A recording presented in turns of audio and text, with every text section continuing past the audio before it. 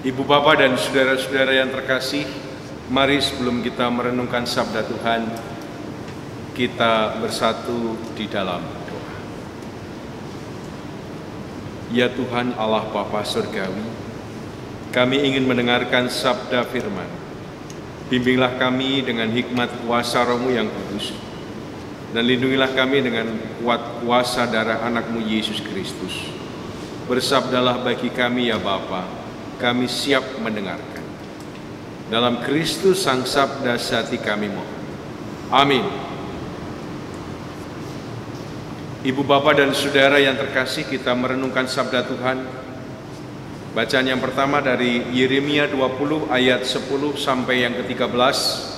Dan bacaan yang kedua dari Matius 10 ayat 24 sampai 28. Yeremia 20 ayat 10 sampai yang ke-13, demikian sabda Tuhan. Aku telah mendengar bisikan banyak orang, kegentaran datang dari segala jurusan. Adukanlah dia, kita mau mengadukan dia. Semua orang sahabat karibku mengintai, apakah aku tersandung jatuh. Barangkali ia membiarkan dirinya dibujuk, sehingga kita dapat mengalahkan dia dan dapat melakukan pembalasan kita terhadap dia. Tetapi Tuhan menyertai aku seperti pahlawan yang gagah. Sebab itu orang-orang yang mengejar aku akan tersandung jatuh, dan mereka tidak dapat berbuat apa-apa. Mereka akan menjadi malu sekali, sebab mereka tidak berhasil, suatu noda yang selama-lamanya tidak terlupakan. Ya Tuhan semesta alam, yang menguji orang benar, yang melihat batin dan hati, biarlah aku melihat pembalasan-Mu terhadap mereka, sebab kepadamu-lah kuserahkan perkara. Menyanyilah untuk Tuhan, pujilah Tuhan, sebab Ia telah melepaskan nyawa orang miskin dari tangan orang-orang yang berbuat jahat. Saudara-saudara yang terkasih dalam Kristus, bacaan yang kedua kita renungkan dari Injil Matius pasal yang ke-10 ayat 24 sampai yang ke-28. Matius 10 ayat 24 sampai 28, demikian sabda Tuhan. Seorang murid tidak lebih daripada gurunya, atau seorang hamba daripada tuannya. Cukuplah bagi seorang murid jika ia menjadi sama seperti gurunya, dan bagi seorang hamba jika ia menjadi sama seperti tuannya. Jika tuan rumah disebut Beelzebul, apalagi seisi rumahnya. Jadi janganlah kamu takut terhadap mereka, karena tidak ada sesuatu pun yang tertutup yang tidak akan dibuka, dan tidak ada sesuatu pun yang tersembunyi yang tidak akan diketahui. Apa yang kukatakan kepadamu dalam gelap, katakanlah itu dalam terang, dan apa yang dibisikkan ke telingamu, beritakanlah itu dari atas atap rumah. Dan janganlah kamu takut kepada mereka yang dapat membunuh tubuh, tetapi yang tidak berkuasa membunuh jiwa. Takutlah terutama kepada Dia yang berkuasa membinasakan baik jiwa maupun tubuh di dalam neraka. Ibu, Bapak, dan saudara yang terkasih, berbahagialah setiap orang yang merindukan sabda Tuhan, merenungkan dan melakukan dalam kehidupan sehari-harinya. Haleluya.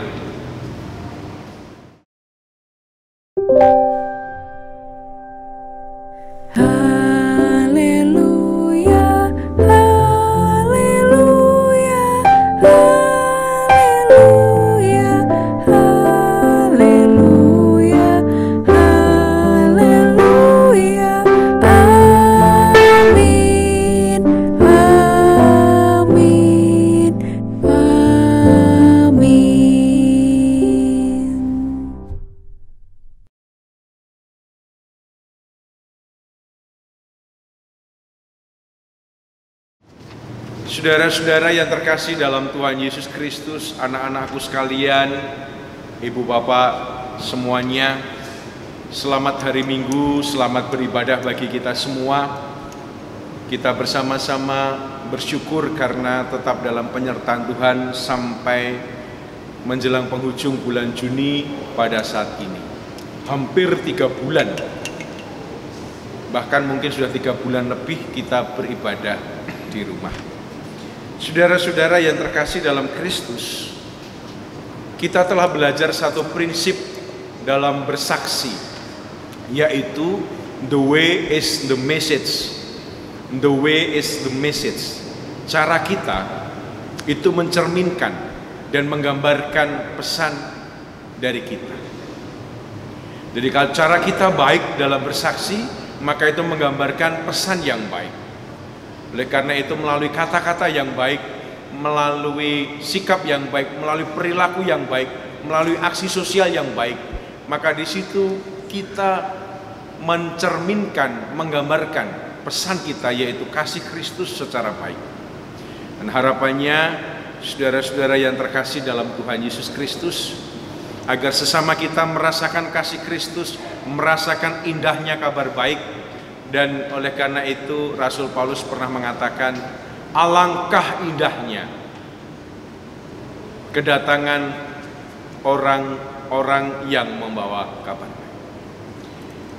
Bapak, Ibu, dan Saudara, di antara kesaksian kita, salah satunya adalah bagaimana pelayanan kita di tengah jemaat dan di tengah masyarakat melalui salah satu pelayanan yang selama ini kita layankan bersama melalui salah satu unit di gereja kita. Kita saksikan bersama unit pelayanan yang selama ini merupakan salah satu contoh mewartakan kasih. Disaksikan.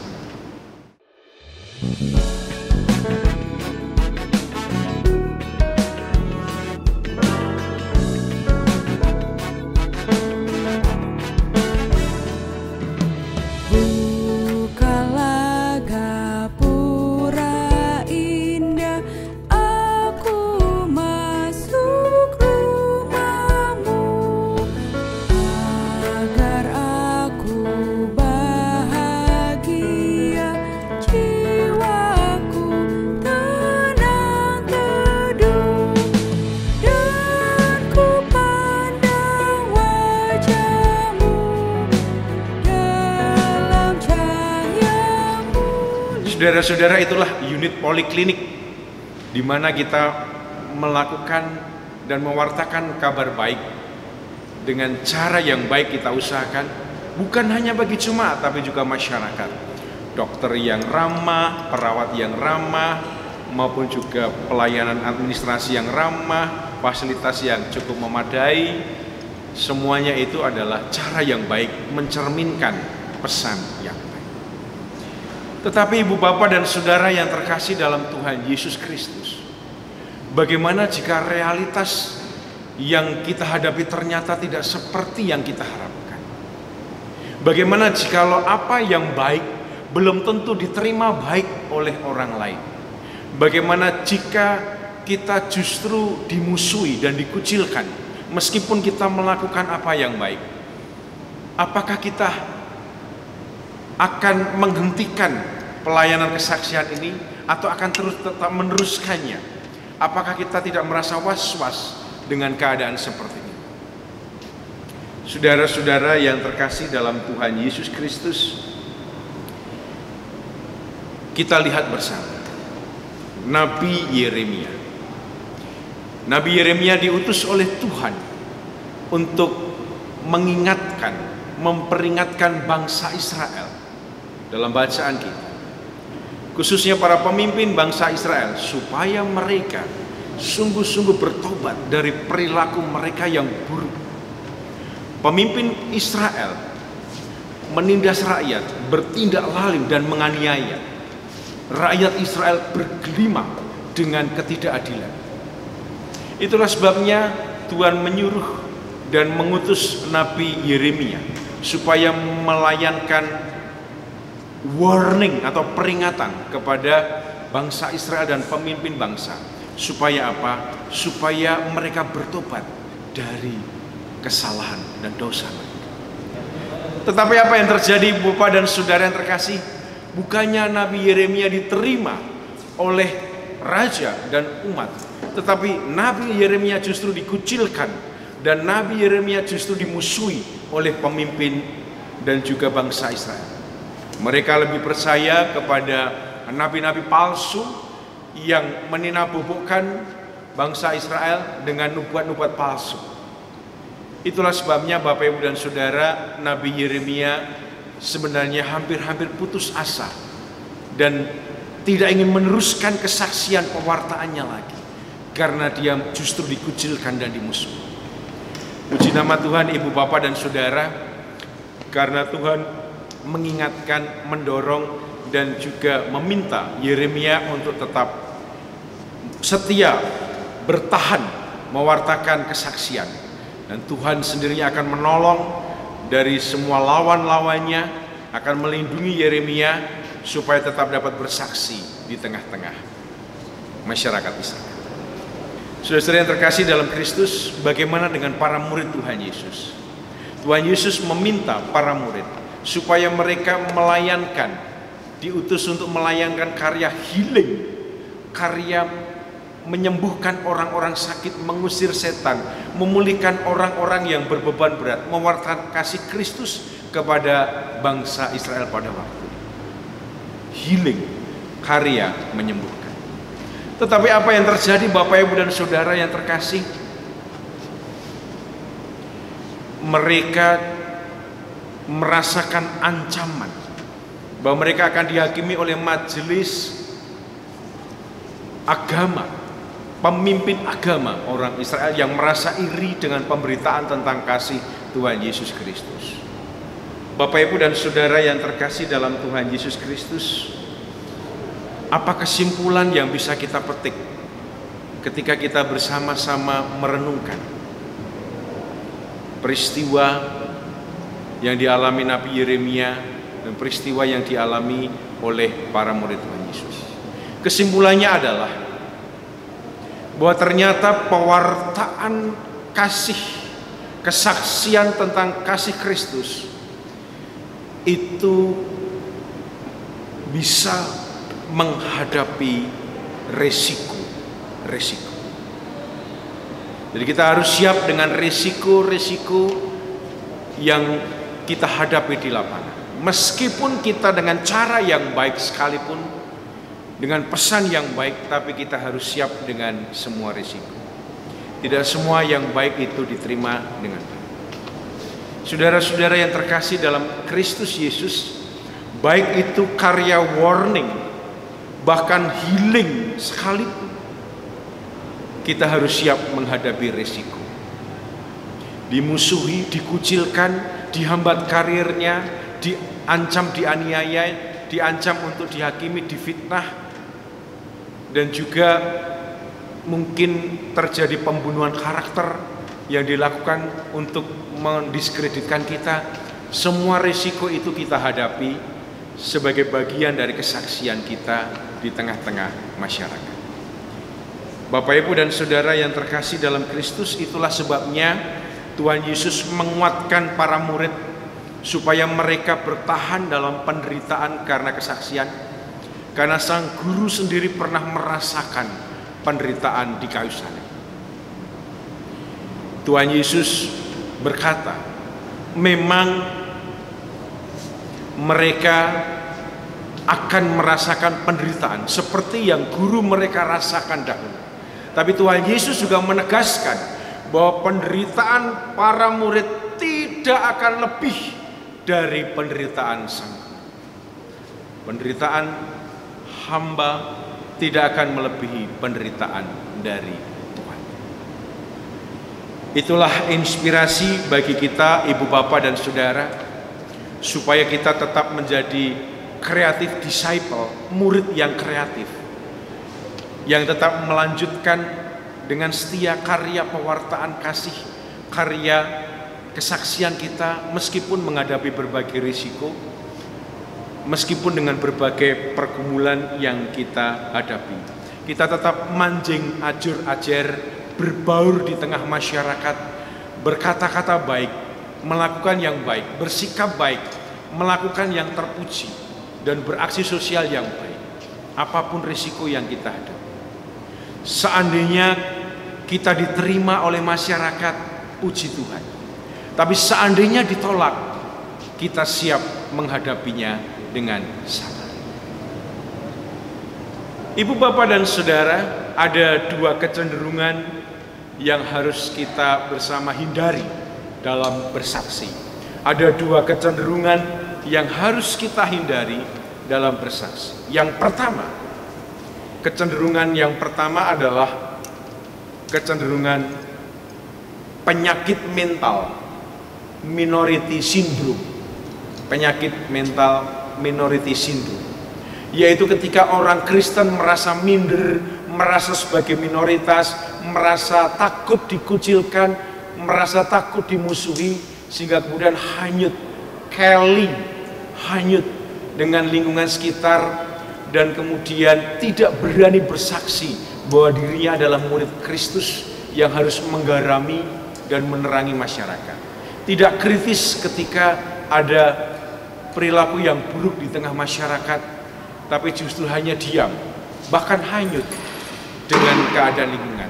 Ini adalah sindrom dari minoritas kompleks, sindrom minoritas. Saudara-saudara, kecenderungan ini kita hindari. Kita harus berani untuk mengaku bahwa kita murid Kristus.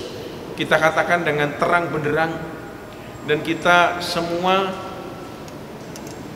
belajar, jikalau kita memang siap untuk menjadi murid Kristus, maka kita harus siap dengan resiko untuk menderita. Oleh karena itu, jangan takut dan menjadi orang yang punya penyakit mental, yaitu sindrom minority. Jangan takut. Katakan dengan terang benderang bahwa kita adalah murid Kristus, dan kita juga menyatakan kasih kita, perilaku perbuatan kita, meskipun mungkin kita menghadapi penolakan. Jangan takut dikucilkan, jangan takut dimusuh. Tidak mudah memang, tapi mari kita belajar dan berjuang bersama dengan Kristus. Kecenderungan yang kedua, ibu bapak dan saudara, yang kita perlu hindari adalah false faithfulness, yaitu kesetiaan yang semu, kesetiaan yang palsu. Contoh misalnya adalah ada seorang di kantor yang dia merasa dikucilkan dan merasa dimusuhi oleh teman-teman kantor. Lalu dengan bangga dia mengatakan bahwa dia adalah orang yang berani mengambil risiko dan memikul salib Kristus. Dengan bangga dia berkata bagaimana dia sungguh-sungguh berani memikul salib, dan saya tidak takut menanggung risiko dikucilkan, dimusuhi. Tetapi Bapak Ibu dan Saudara yang terkasih dalam Kristus, ternyata setelah diselidiki, dia dikucilkan, dia dimusuhi karena apa? Karena memang dia suka bolos, suka terlambat, pekerjaannya lelet, laporannya terlambat, dia suka menggosip, dia suka mengadu domba satu dengan yang lain, dia suka bikin kekacauan-kekacauan di kantor, sehingga menjadi wajar kemudian orang menjauhi dia. Oleh karena itu Bapak Ibu dan Saudara, jangan buru-buru kita berlindung di balik salib Kristus. Ketika kita dikucilkan atau dimusuhi, perlu kita introspeksi. Jangan-jangan itu adalah karena kesalahan kita sendiri. Rasul Petrus menegaskan Lebih baik menderita karena berbuat baik daripada menderita karena berbuat jahat. Hindarilah kesetiaan yang semu. Ibu, bapak, dan saudara yang terkasih dalam Tuhan Yesus Kristus, mari dengan bersandar pada kuasa Roh Kudus, kita tetap berani mewartakan kasih Kristus. Kita berani untuk menyatakan bahwa kita adalah murid Kristus. Jangan takut dan teruslah melangkah. Jangan takut untuk menjawab ketika ada pertanyaan, who am I? Siapa saya? Who am I? Maka kita katakan, I am a creative disciple of Jesus. Saya adalah murid Kristus yang kreatif. Kreatif untuk melayangkan pekerjaan dan karya, baik warning maupun healing. Dan kita benar-benar menyatakan dengan terang benderang, tidak ada yang tersembunyi. Bahkan dikatakan di atas atap kita mewartakan, I am a creative disciple of Jesus. Kita tetap menyatakan karya warning bagi saudara kita yang tersesat supaya mereka diselamatkan. Dan kita juga tetap menyatakan karya healing untuk memulihkan, menyembuhkan saudara-saudara kita yang membutuhkan pertolongan. Ibu, bapak, dan saudara yang terkasih, jangan takut, teruslah melangkah. Karena apa? Roh Kudus yang akan menolong kita berkata-kata. Roh Kudus yang akan menolong kita untuk melakukan semua perilaku dan perbuatan kita. Oleh karena itu, jangan takut, teruslah melangkah. Anak-anakku yang terkasih dalam Tuhan Yesus Kristus, selamat hari Minggu. Mari kita bersama-sama tetap berani dengan cara yang baik untuk mengingatkan siapapun yang melakukan kesalahan. Bahkan papa, mama, kakak, adik, teman, sahabat, tetangga, saudara, guru sekalipun, dengan cara yang baik dan santun kita mengingatkan ketika mereka melakukan kesalahan. Dan ketika ada teman kita yang mengajak untuk nyontek, jangan mau. Karena apa? Menyontek itu mencuri ilmu. Bahkan justru teman-teman katakan, ingatkan, warning kepada mereka, janganlah menyontek, dengan cara yang baik supaya teman kita itu tidak jadi menyontek. Itu contoh sederhana. Oke, Bapak, Ibu, dan saudara, jangan takut, tetap melangkah. Warning, healing, kita nyatakan di tengah-tengah kehidupan seperti yang dilakukan Nabi Yeremia maupun para murid Yesus. Tuhan Yesus memampukan kita, Roh Kudus melengkapi kita. Amin. Saat teduh bagi kita.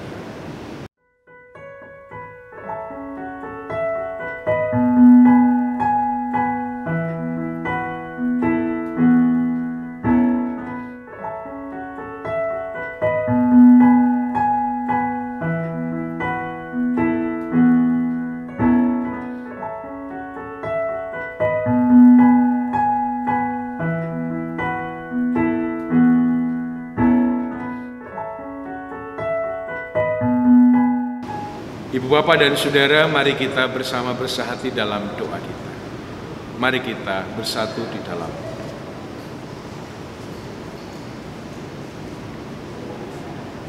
Bapa Surgawi, terima kasih untuk sabda firman-Mu. Kiranya Engkau menolong kami, agar kami menjadi saksi yang berani mengambil risiko seperti Nabi Yeremia maupun juga para murid Tuhan Yesus. Meskipun tidak mudah, tapi kiranya Tuhan menolong kami dengan Roh-Mu yang kudus yang membantu kami berkata-kata, yang menolong kami untuk bertindak.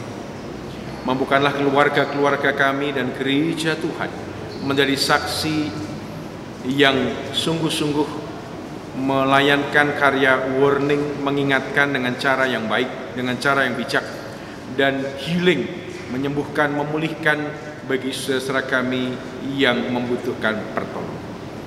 Kami berdoa bagi bangsa negara kami, agar bangsa dan negara kami juga dimampukan untuk terus melayankan satu sama lain karya warning dan healing, baik pemimpin maupun rakyat bangsa, agar kami sungguh-sungguh dimampukan, ya Allah, untuk menyatakan cinta kasih di antara warga jemaat maupun warga masyarakat, tidak membedakan suku, golongan, partai politik, dan agama. Kami mohon kedamaian bagi seluruh bangsa kami. Saudara kami yang sedang berjuang melawan sakit, kiranya Tuhan melawat menjamah baik di rumah maupun di rumah sakit. Tuhan memberkati keluarganya juga, dan juga Tuhan meneguhkan iman mereka, menguatkan iman mereka. Semua pelayanan para medis maupun juga rumah sakit, lembaga-lembaga pemerintah, kiranya Tuhan berkati, berikan semangat untuk melayani warga masyarakat, agar pelayanan mereka sungguh-sungguh diberkati Tuhan dan menjadi sarana kesembuhan bagi saudara kami yang sakit. Bapak Surgawi, kami berdoa untuk warga jemaat maupun warga masyarakat yang mengalami pergumulan ekonomi. Tuhan kiranya berkenan menguatkan iman mereka, meneguhkan hati mereka, agar mereka tetap punya pengharapan untuk mendapatkan pekerjaan yang baru bagi yang kena PHK, atau juga menciptakan lapangan pekerjaan baru. Tuhan kiranya cukupkan kebutuhan mereka. Dan kami memohon ya Allah, memasuki the new normal ini, kiranya Tuhan berangsur-angsur memulihkan penghasilan, pendapatan, dan rezeki dari banyak saudara kami yang membutuhkan pertolongan. Terima kasih ya Bapa, kami mengandalkan Engkau. Kami menyerahkan pergumulan jemaat Tuhan dari anak kami maupun Adi Yuswo ke dalam tangan pengasihan. Dan kami juga menyerahkan pergumulan warga bangsa ke dalam tangan pengasihan. Kiranya Tuhan menolong kami semua. Bapa Surgawi, inilah ungkapan permohonan syukur dan syafaat kami.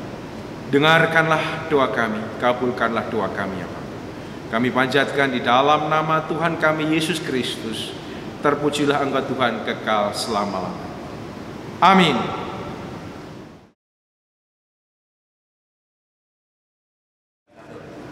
Jemaat kami undang bangkit berdiri.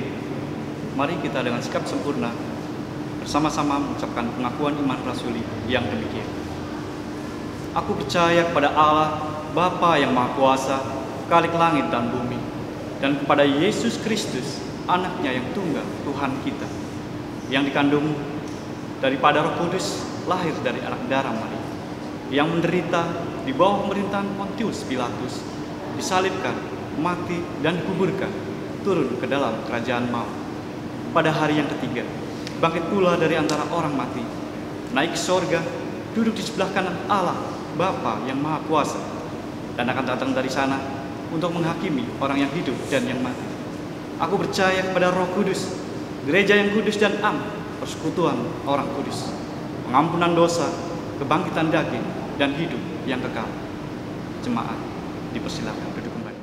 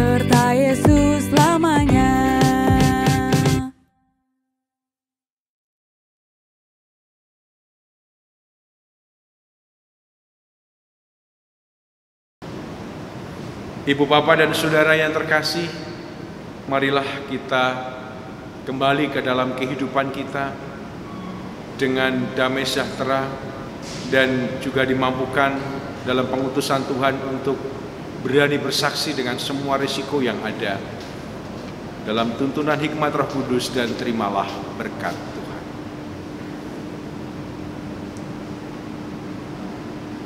Tuhan Allah memberkati saudara dan melindungi saudara. Tuhan Allah menyinari saudara dengan cahaya dari wajah-Nya yang suci dan memberi saudara kasih karunia. Tuhan Allah menghadapkan wajah-Nya yang suci kepada saudara dan senantiasa melimpahkan kepada saudara damai sejahtera sampai selama-lamanya. Amin.